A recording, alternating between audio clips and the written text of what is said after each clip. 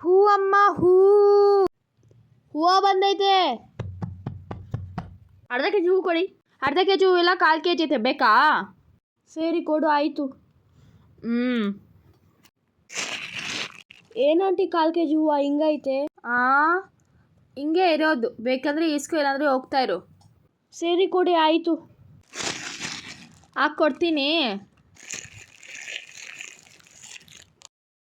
100 ರೂಪಾಯಾ? ಇದು 1 ರೂಪಾಯಿಗೂ ಬರಲ್ಲ.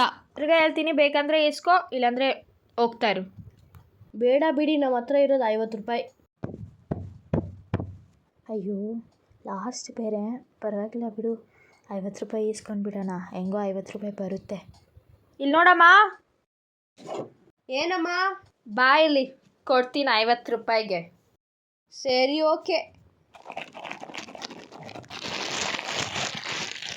ತಗೊಳಮ್ಮ, 1/4 kg 50 ರೂಪಾಯಿ ಕೊಡ್ತಾ ಇದ್ದೀನಿ. ಆಂಟಿ ತಗೊಳ್ಳಿ ಕಾಸು.